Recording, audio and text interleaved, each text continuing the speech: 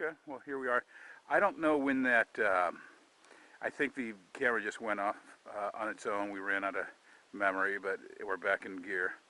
Anyway, the trail says that during high water this might be a little bit high of water to cross, and they're right.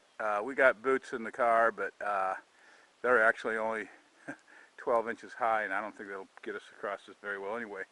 So we're going to go back to the car, move the car up a little bit, and proceed. But one thing we saw earlier when we just got here was a couple eagles that took off in flight, bald eagles.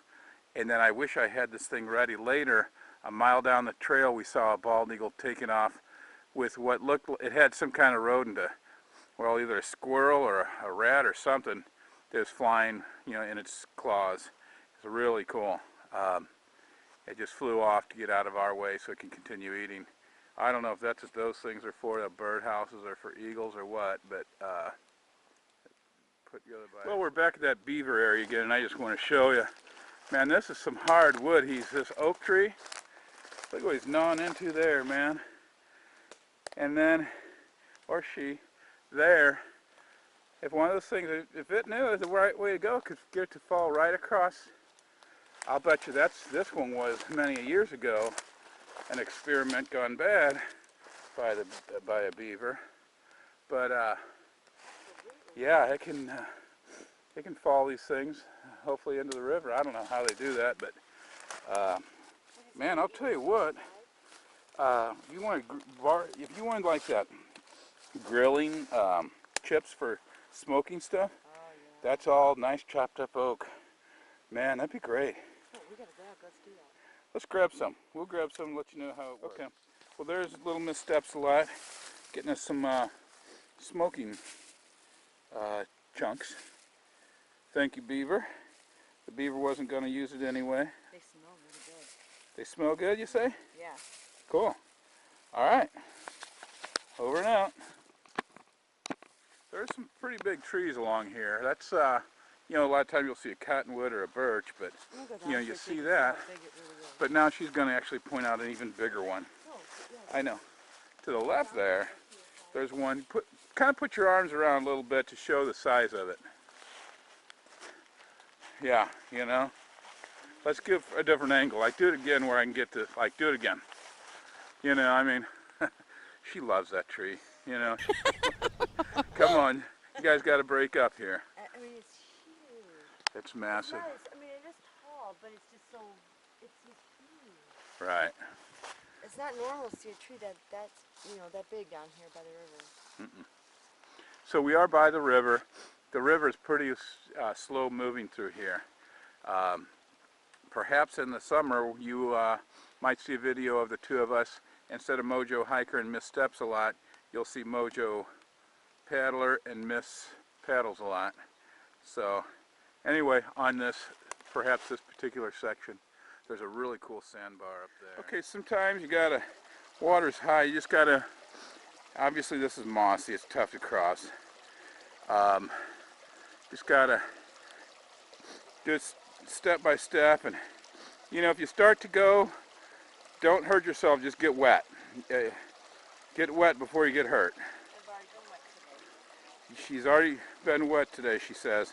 Last creek was not quite like this, but her, I think it's right foot got it good. So she's suiting up, getting her gloves, her mittens positioned. You don't want to cross, rule number 1, never cross a creek with mittens. So you're on the spotlight, you're in the public eye. People are loving this, they're like, oh my gosh, I want to see a fail, I want to see you go under. Yes, you got it. Stay low, you got it. Low center gravity, perfect. Look at her. She prefers this. This is what she likes, is creek crossings and stuff where you got to figure it out. You got to invent your way across. Excellent job. She's not there yet. You got to continue. That's still mossy and slippery. You did it. All right, all right. High five to this hand. Okay, so here we are. We're right above the St. Francis River. It's really cool here because these rocks are all got this super green moss. It almost reminds me of what I've heard of Ireland being like. And then below that is the convergence of two different water places of water. Obviously the St. Francis, this green, emerald green piece, and then on the back side of that is a darker brown creek of some kind converging. And below there you see the river. That's highway, I'm not sure, either 40, I guess it's 43 or 67. But anyway, all around here is these really cool rocks that are just as ancient looking and moss filled as can be. So we just want to stop and show you that, but we got a lot more traveling to do. We got an hour's worth of sunlight here, and trust us, we got more for you. Alright, so we're following up the trail even more. There's no OT signs on here, and it is a OT for Ozark Trail.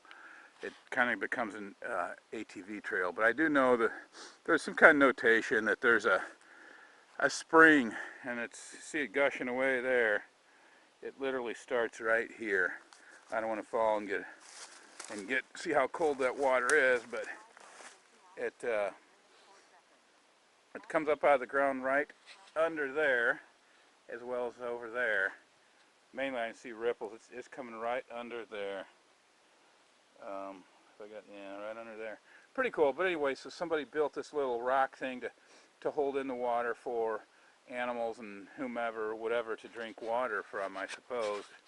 But that would be super crystal clear water for drinking without needing, probably not needing to be really purified. That's not my area of expertise, though.